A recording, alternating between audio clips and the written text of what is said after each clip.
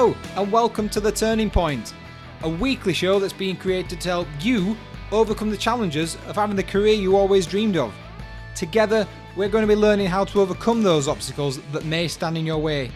My guests will give you an insight into their own turning point and what issues they came across when starting their journey to a happier working life. Today's guest is the one and only Brad Burton. Now, normally I do a bit of an intro, but this guy's story is that interesting that I'm going to let the story unfold right in front of us. But put it this way, he started off delivering pizzas. Brad, welcome. Hey, Daniel, baby. How you doing? Not too bad, thank you. How are you? I'm awesome, and I'm made up to be on your podcast, and anything we can do to push this, let's do it. Thanks very much. Appreciate you coming on. So like I alluded to this in the intro, you've got a very interesting story, so I think we're better off just starting at the beginning, eh? Yeah, okay. Well, I think up until I was 31, my teacher said to me I'd never amount to anything, and up until I was 31, he was right. But I sort of changed my direction, because up to that point, I'd always been employed, I'd always sort of got jobs, sporadically, and what happened is I realised that the life that I wanted for my family, I could never get it, even if I worked 80 or 100-hour weeks for the employer. So basically, I told him to shove his job up his backside, and I walked out of a job. And this was, 2004, December 2004 it was, 5 days before Christmas. And the wife was furious because I was £25,000 in debt and no income, newborn boy, baby Ben, mortgage to pay, and I just walked out of a job 5 days before Christmas. And I think what's interesting about this is I started my own marketing business off, because I was always quite good at marketing. But 3 months later, it culminated in me sat there in my box room, waiting for the phone to ring, feeling sorry for myself, because all this self-employment stuff, I thought it was all going to be private number plates, spinny chairs, and BMWs and the likes. And the reality is, in my case, low sales, no sales, depression, a whinging wife wanting me to go and get a proper job, hardly ideal conditions. And I'd like to say that it all turned out beautifully. That first business, but it didn't, because it culminated in me delivering pizzas to keep my business afloat. And the reason I'm saying that isn't to be dramatic. The reason I'm saying that is, in order for you to get to where you need to be in any business or any life, you're going to have to do shit you don't want to do. In my case, delivering pizzas at 31, 32. Anyway, you fast forward 10 years now since that point. I started another business off called 4 Networking, which is a business networking organisation. There's thousands in the UK. But only one national one, completely national, joined up network. And that was 4 Networking, a daft idea that I started 10 years ago. We now run over 5,000 meetings across the UK. So the point I'm making is this. If I had not done the unthinkable, walking out of a job, if I'd not done the unthinkable, being 25 grand in debt, because my wife wanted me to get sort of 3 months worth of money in the bank before I started a business off, that's great. But if you're only saving, say, £100, £200 a month, that would have took 3 years. And if the alternator of the car had gone, or the boiler, that would have put it back. So if you're waiting for ideal conditions, you're going to be waiting a very long time. And I'm living proof of that, because I was waiting for ideal conditions. I was waiting for somebody to knock on my front door and give me an opportunity that would have allowed me to do the things that I wanted to with my family and my life. But you've got to go make stuff happen. So there you go. That's 3 minutes. But all these people are forever waiting for this ideal time, like you just alluded to there. What sort of thing can we say to people that, rather than just saying there's never been an ideal time, you need to crack on? Because as sound advice as that is, and it's point blunt, but everybody's going to be sort of shit scared that because everybody's like the mortgages, they finance the cars and all that other kind of stuff, family.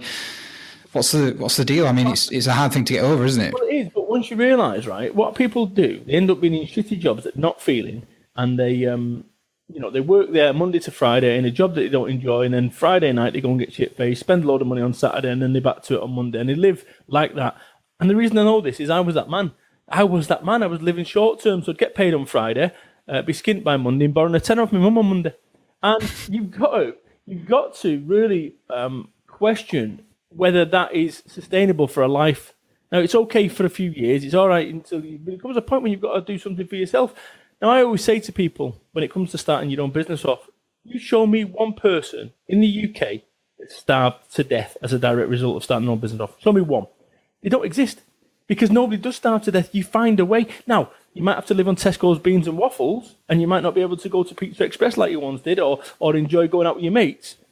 but it's a short-term loss. Because if I'd not done that, the things that I'd done delivering pizzas, and I didn't feel great about delivering pizzas, I'll be honest with you. And it's only looking back now, I think, wow, you should have patted yourself on the back. And that's what I say to any of your listeners right now. If right now you are keeping your dream alive by loading pallets of nappies at Sainsbury's at 4 o'clock in the morning, if right now you're shelf stacking to keep your business and your dream alive, pat yourself on the back, stop beating yourself up. So in terms of my situation, I don't have a single qualification to my name, not one. Right, £25,000 in debt. The wife wanted him to go and get a proper job. At least you know where you stand. Now you tell that to the people of HSBC that have just been let go. You know exactly where you stand when you run your own business. Skint, get fucking used to it, right? But the reality is that skint. The way I say with my business is like, what happens when you're employed? It's like payday, skint, payday, skint, payday, skint. When you're self-employed, this is how it goes: skint, skint, skint, skint, skint, skint, skint, skint, skint, payday, payday, payday, payday. Because all those people that said to me, when you start a business off, Brad, you're mad, right? They're still in the same situation 10 years on. Exactly the same situation, working Monday to Friday in a job that they don't enjoy, getting pissed up Saturday, Sunday, and then going back to work. I'm not in that situation. And I would say to any individual who's thinking about it, stop thinking about it and do something. If it doesn't work out, if your business doesn't work out, guess what? You can go and get a proper job. At least you know where you stand. And you're not going to starve to death. So what's the risk? So what is the risk? If you go and start your business off, what's the risk? It doesn't work out, you go back to get a proper job, which is exactly where you are now. And that's what I did. I mean, it's funny though, because the people that I've interviewed have said exactly the same things all along the lines. The worst place where you end up is back where you started. Hey, listen, Dan, you know the reason they're all saying that is because they've copied me, Star. My first book, 2008, Get Off Your Arse. I was the first person to actually get into this whole thing about the reality of what it's like to start a business off. So many people, I genuinely believe I've paid the way for people to be more human than business-like. And it's something that I pride myself on, because for my 31 years or whatever it was in corporate, I never really achieved. I always underachieved. And I think the reason behind that was because I tried to conform. I tried to be something I wasn't. I tried to be professional. I tried to be, put on a daft posh voice and stuff. Do you want to hear it? Yeah, go on. Yeah, definitely. Not a chance. But, and that's the thing. And I think that at the very point when my life started coming together is at the point when I stopped conforming and I started being me. That's me, as in warts and all. Not hiding who I am. And I believe that's where people go wrong. They start, they watch The Apprentice, they watch Dragon's Den, and they tip up there in a three-piece suit and a pocket watch. Well, would you wear a three-piece suit and a pocket watch outside of the den? If the answer's no, why are you doing it? I mean, that TV show, it really frustrates me, because it's not like that.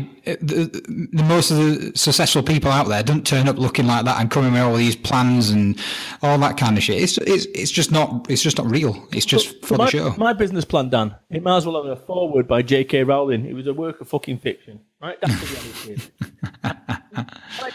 reality. My bank manager, he sort of laughed in my face. He laughed in my face. He wanted me to go and waste 2 or 3 weeks putting together a 49-page business plan for a frigging loan. Guess what? I didn't bother getting a 49-page business plan. I didn't get a loan. And guess what? I run a multi-million-pound business now. So that's the point. That all these things that you think the conventional way of doing stuff, you don't have to.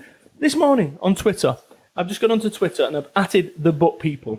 They're the company that sell these books up.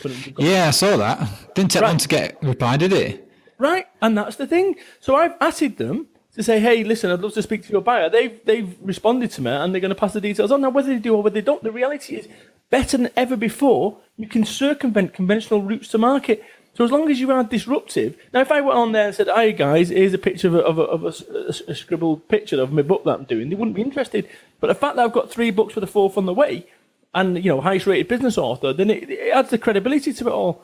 So more than ever before, I would say, lose the being professional tag and start on the be effective tag. And that's something that I've done. So some people would say, well, you're not very professional. Well, I invoice, I get paid. So define what professional means. Yeah. I mean, your Twitter handle used to be Brad Burton BU. Completely. Absolutely. And I've just changed it to the now book because my book's out on November the 17th. And when this goes live, that book will be out. So remember to hit that up, people. The 4th of however many to come. But I know with the 4th book coming out as the next month, sort of the sort of push that you've been able to put on this one, how different was that? How much harder was it for book 1? Not really. Book 1, I didn't know what I was doing.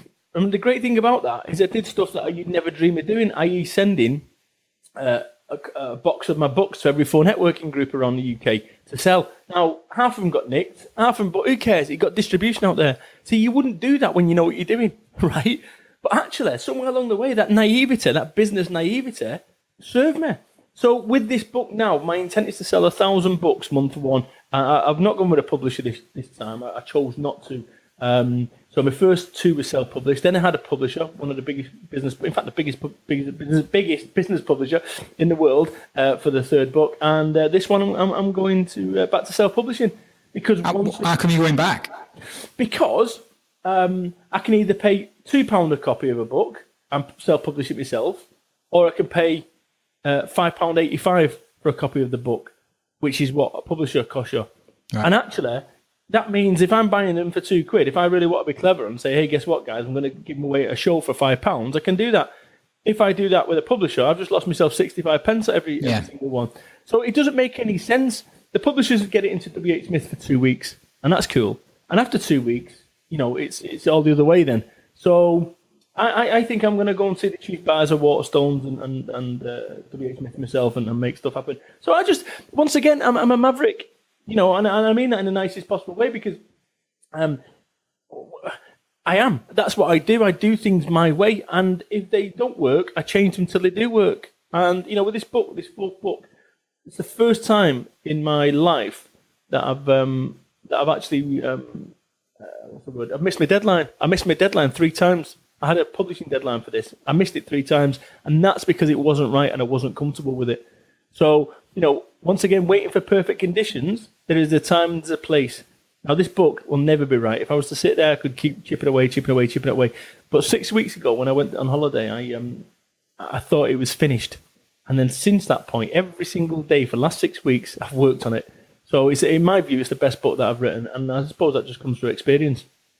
You've actually, just talking about Waterstones there, you've got a bit of an interesting, you had an interesting intro to the guys at Waterstones, didn't you? Yeah. Well, I went to, so my book, Get Off Your Arse, I was told I would never get it into Waterstones because it was an offensive title. That's what the literary agent told me. So guess what I did? I picked up the phone to Waterstones and I went to see the chief buyer. End of. And I went to see this guy at Waterstones. The best way to describe it is a bit like Mr. Burns when I walked in there, his hands cradled. And so, Brad, take a seat. So tell me why you're here. And I'm thinking, well, I've got a business book. You're the chief buyer at Waterstones. What do you frigging think? No, I never said that. But I said, look, can I be honest with you? He said, sure. I said, I have no idea what I'm doing. And he burst out laughing. He said, that is the best sales pitch I've ever heard in 20 years. And I said, look, it's true. Blagging will get you so far. And anyway, it's now stocked in Waterstones, both my first 2 books, as a result of that meeting. So go on. So there's something in that way. You've got these agents telling you you're never going to get into it, but well, anyway, you've got to carve your own path, haven't you? Dan. All my life, I've had people telling me I can't do this, right? So let me just reverse up. All my life, I've had people telling me it never worked. So if I think about me starting my own business off, I had people saying, hey, you can't do it, you're crazy, why are you doing that? And for X amount of years, I did listen to people. So I never actually took the leap of faith. When I started my business off, 25 grand in debt, wife wanted me to go and get a proper job, blah, blah, blah, blah, blah, blah. Bank managers telling me I'm crazy, I had no business plan, I had no working capital, all that, right? That business now, 4 networking, 10 years on, rocking. When I said I'm going to go and write a book called Get Off Your Arse, literary agent telling me I couldn't call it that. Why not? Well, it's an offensive title and you won't get it published, people won't take it seriously. Highest rated business book on Amazon. When I said I'm going to become a motivational speaker, people said, Brad, you can't do that. Why is that? We've got genius tattoos, forearm tattoos, and you look like a drug dealer. And yet, I'm headlining at the business show over at Olympia. I've spoken at JC Big 3 times. Independent departments have got me in. I've spoken at Zero, Bentley. So all these people that gave me the advice, they're nowhere to be seen. They're not on the business show stage. They've not written 3 books, 4 on the way. They never started a national business network, the only one in the UK. No, see, that's the thing. So at the very point when I stopped listening to people's advice, if it were me, building the pub, listening to those people, nah. So what's quite funny is that you've used every sort of downer and putback as sort of this huge driving force. Go on, Dan, can I just jump in? You think about it like it's something to do at one of my Brad camps, which is we call it ACE. assets, cash, and experience. Every time you go for a job, you get an asset or a cash or experience. So, for instance, when you're starting as a speaker, you go to speak at an event with 10 people there. So you come away with experience there. And as you get bigger stages, you come away with assets, i.e. photographs, show reels, that kind of thing.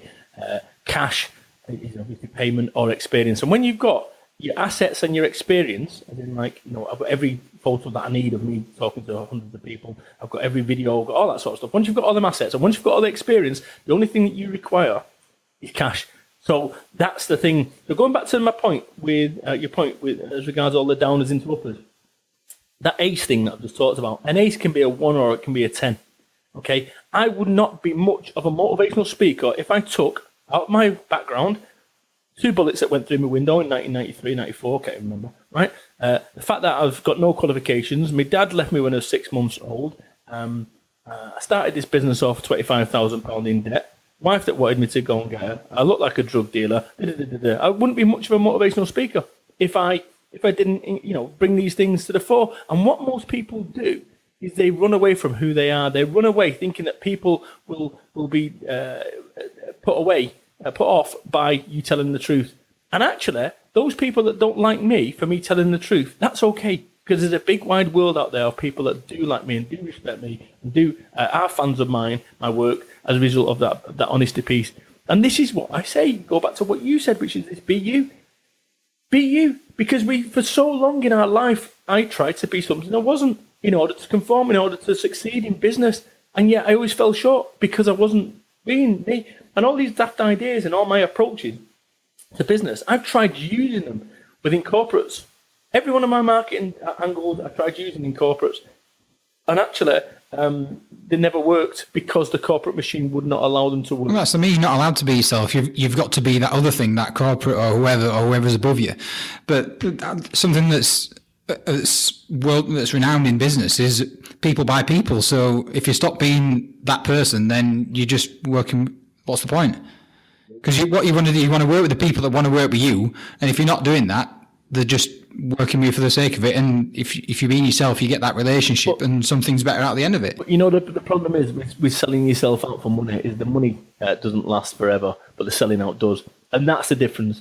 So I've stopped selling myself out right now. There's a guy who rang up wanting me to speak at some event, and my terms are 100%. As soon as you book, 100%, right? That's it. And in 4 years, I've never had a single complaint or whatever. You don't go into a news agent and say, hello, mate, can I have a Mars bar in a newspaper? I'll pay you in 30 days. Mm-hmm. So 100%. Anyway, he come back saying, well, we're not prepared to pay 100%. We'll pay 50% now. And no. This isn't a negotiation. Anyway, I just said to Kerry, my PA, I said, look, blow them out, tell them I'm not interested. And then with that, they were then saying, oh, we'll pay you 100% now. Life's too short to get dicked about with stupid clients, right? That would have been such a headache, and he was off to the wrong footing. So I always make certain that anyone that I work with, and you guys know because you're involved in it, but my Hacksaw Brad Burton website, that was another example of something of trust, and that was another example of working with a team that made it easy for me to work with, rather than it being a hard slog or having to be formal or this, that, and the other. You guys just got on with it and made it happen, and that's what I'm about, and I think that's why. My efficiency piece right now is I will only work with people that I want to work with. I will only take jobs that I want to do. Therefore, I don't end up having a foot on the hose pipe and feeling awkward in situations and stuff. I'll only do the jobs that I want to do. I'll only work with the people that I want to work with. Yeah, and that's a mentality that you've got to have, and if you want to work on the good stuff and enjoy it more, you've got to stick to it. Yes, there could be the fallback where, well, there's a bit less work coming because you're turning stuff away, but the stuff that does then come in and that you end up working on is much more enjoyable, and it'll be much better in the end. Absolutely, and that's where it's at. But what we end up doing is when you first start in a business, you've got to say yes to the opening of an envelope, because you've got no money. And that's the problem, because what ends up happening, you end up taking jobs that you know are going to cause you problems. And as you start progressing through your career, you need to be braver as you go on to say no. One of the tips that I gave Steph Thomas the other day was be prepared to walk away from a deal. As in genuinely, not pretend, genuinely be prepared to walk away from a deal. And he was... in this deal last week where the guy was started trying to change his terms, and when Steph was prepared to walk away and he said, I'm out, this guy actually came back and then agreed to the terms that Steph initially set out. So that's the kind of thing that you can only do that when you're brave and you're confident. And that's the position where you should always try be when you're making decisions. Always come from a position of confidence in terms of confidence about your ability and confidence about you.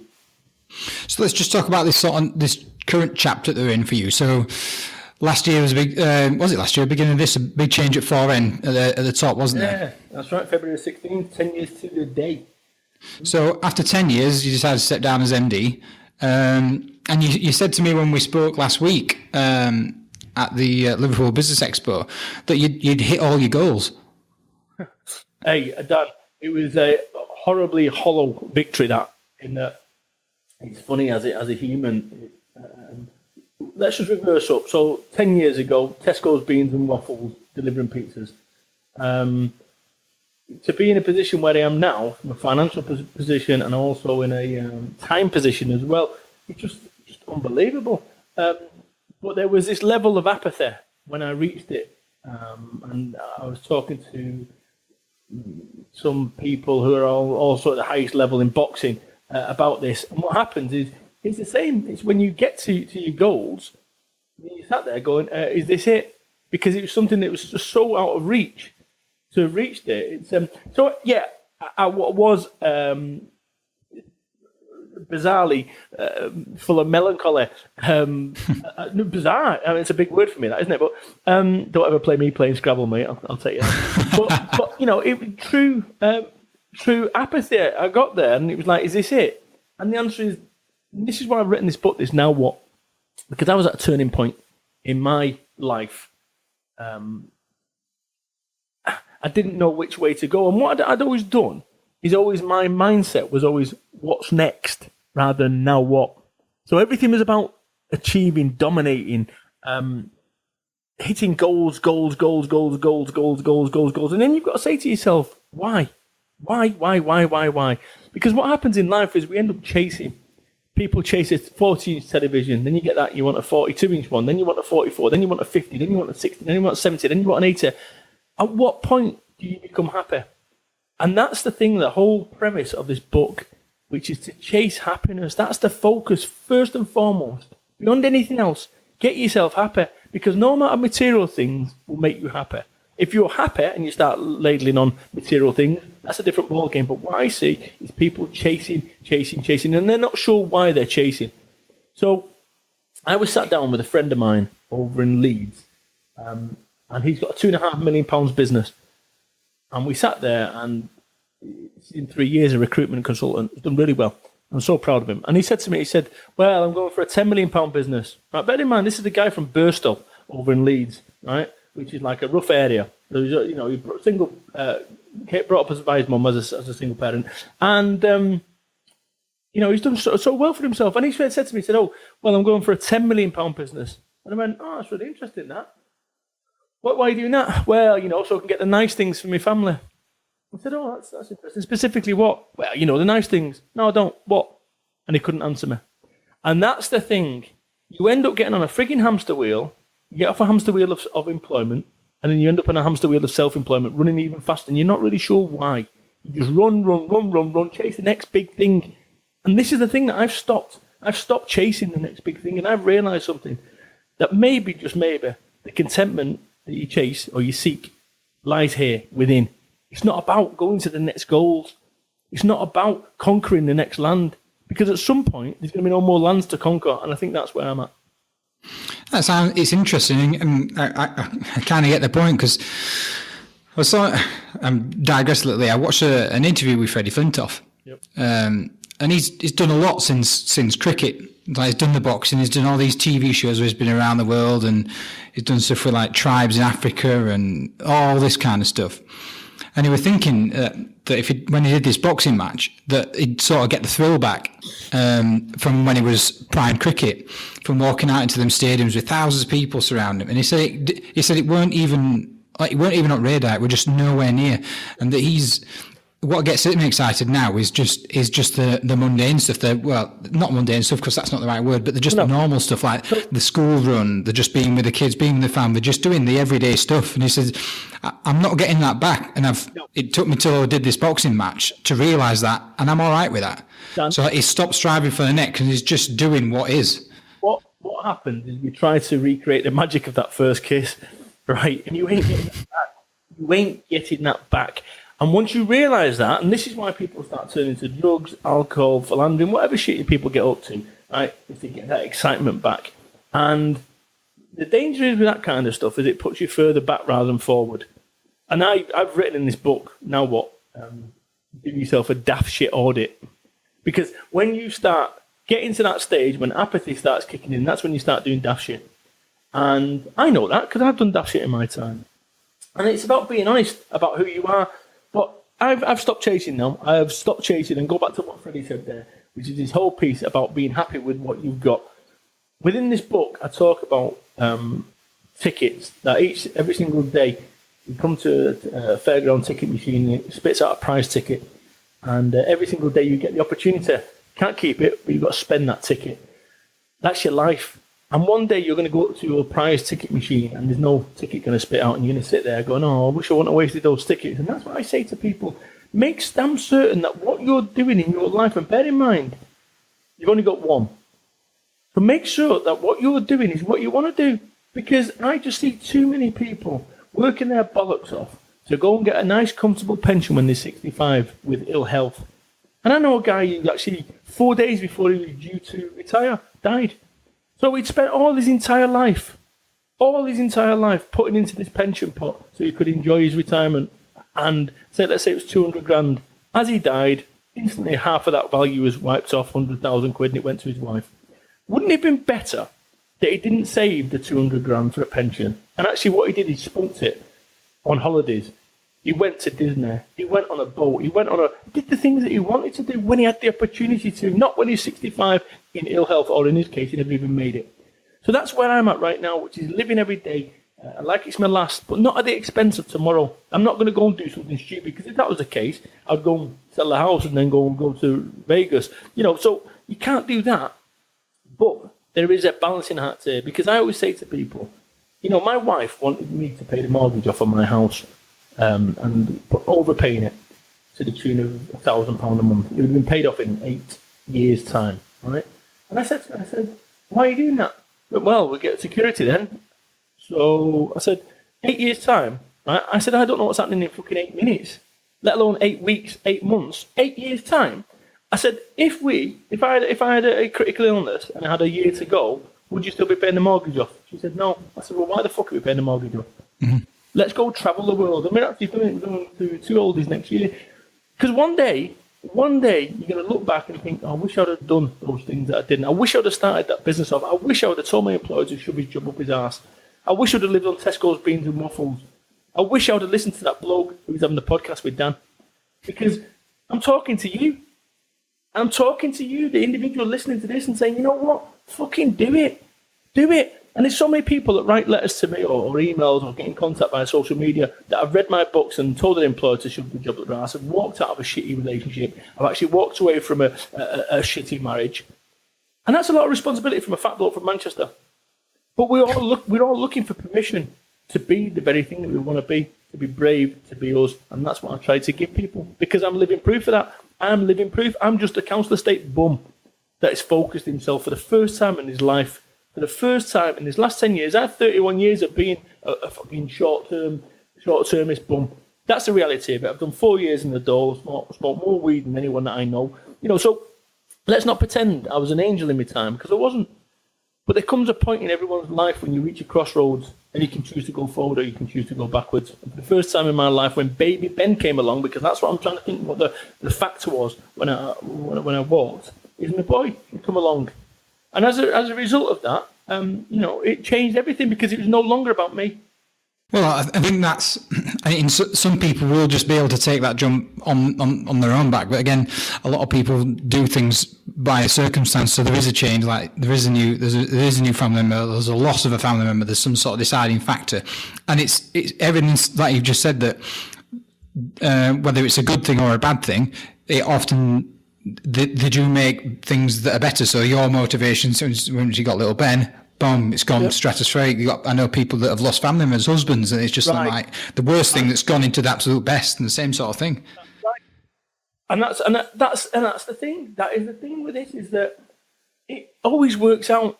An experience is what you win when you lose. When it doesn't go your way, you learn. And if I think about me now, the amount of opportunities, the amount of times that signposts were in front of me to start my own business off, and yet, for whatever reason, I chose not to see them. I walked on by. And every single individual, if you think about the people listening to this now, every single decision that they've ever made in their life, every single one has brought them to this moment where they're listening to this podcast. Everyone in your life, whatever small micro decisions, thousands, tens of thousands of times you conceived when you picked this, that's nuts. So there's a reason for it. And you can choose to walk on by the sign, or you can choose to say, okay, what is the purpose of this? And do something, no qualifications, £25,000 in debt, wife wanted me to go and get a proper job, newborn boy, baby Ben, a mortgage. And I started it. I started a business off under that. Unless you've got £25,000 in debt, right? Unless you've got £25,000 in debt, you've got no right to tell me or give me an excuse.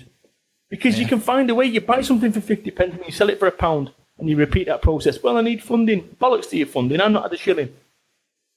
See, something you said there about whether you get the experience from when you fail. It was something that Jamie Moore last week. Right. And of every time he lost, so it was initially when he was young, he was embarrassed in front of his friends, and then he thought he was going to beat somebody in the ring, but he wasn't fit enough, and he got knocked back. And every time of those knockbacks, he focused on the thing that he wasn't good enough at, because he gained that experience. And he said to himself that he wouldn't make that mistake again, and just overpowered it and became this better and better and better fighter, which it proved the point that, and back to what you just said, that by getting that experience, by the knockbacks, they come in, that's part of life. It's what you do with them and then move forwards with it. But that's the thing, Dan, is that some people don't get back up and they go, I'm a loss, I'm going to go on the tools because it's easier.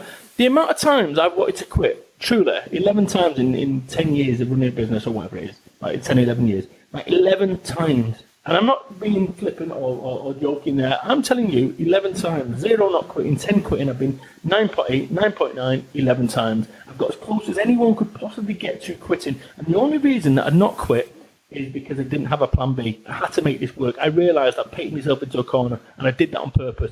When I got these daft forearm tattoos, I was going through the most ridiculous stress in terms of business and mentally, and in terms of relationships, going back 4 years ago now. And I got these forearm tattoos on purpose. This was me burning the bridges. I did it on purpose, so that actually I was unemployable. All right, it wasn't necessarily the best decision at the time, but that's what my logic was. My logic was that actually you are going to make yourself unemployable now, Brad, in order for you to make this work. And when people have plan Bs, they don't believe in the plan A. And if they don't believe in their plan A, don't get pissed off or upset when you're trying to sell your products or your services to someone and they don't 100% believe. Because if they don't 100% believe, they ain't buying. And the first person you need to convince of any business is yourself. And that's where people go wrong. So, just out of everything we covered, so think back from when it all started, when you started your first marketing, after you'd finished the corporate, through 4N, through what you're doing now. What do you think is the biggest thing that you've learned, or the biggest tip that you're going to have to give people moving forward? What do you think? What's the biggest thing that you've learned or had to do? Do it your way, and if it doesn't work, change it till it does. Simple as that. Because there is no point in following the herd, which is what everyone does. If you look at my entire, so I'm the UK's #1 motivational business speaker. All right. And the reason I'm the UK's #1 motivational business speaker is I said I'm the UK's #1 motivational business speaker. And any of you listeners right now can go and Google the UK's #1 motivational business speaker, and you'll find pages upon pages upon pages about me. As I said, the first person you've got to convince of your brilliance is you. Now, same goes for Muhammad Ali. The reason that we refer to him as the greatest is because 40 years ago he said he was the greatest. That's what you've got to do. The biggest tip I can give you is convince yourself of your brilliance. Find your level, right? Find your level and be the best that you can possibly be. All of a sudden, me calling myself the UK's #1 motivational business speaker, when I walk into a business show, not a business show, 25,000 people there. When I walk into that, guess what? I walk around in my mind's eye, like the UK's number one motivational business speaker. That means my head up, my shoulders are back, and I'm living it, right? But if I said I'm the UK's number one and walked with a slouch and so forth, it wouldn't correlate and people wouldn't back that up. So make certain that you can convince yourself of your brilliance and actually start living where you want to be. So if you want to be the UK's number one or whatever in your field, start telling yourself that in your mind's eye. Because when I started my business off and I opened up the words at Flow Networking with this 10 years ago, me in a room with 70 people there, first time, shaking like a leaf, I opened up the words, welcome to the future of business networking. That was the first words uttered from this organisation. And that was because I defined my vision. My vision was big, and yet it was misguided. But somewhere along the way, I kept that vision. I loaded it up with me. Now, if I'd have opened up and said, welcome to Somerset's biggest network, guess what? The likelihood is it would have been Somerset's biggest, but it was down to your vision.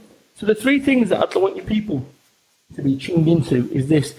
In order for you to be a success, you're going to need ideas, vision, and belief. It's about belief. It's about belief. It's about belief. Because if you don't 100% fucking believe in what you're talking about, forget it. Because someone who does 100% believe in the same field will beat you to the punch every single time. So ideas, vision, and belief, lock them in. And what better way to finish on that? Brad, that's been great. Thank you very much, mate. It's appreciated. So that's it for today's episode of The Turning Point. I've been your host, Daniel Moore, and today's guest has been the one and only Brad Burton. And together we can make life's biggest hurdles that much easier to overcome.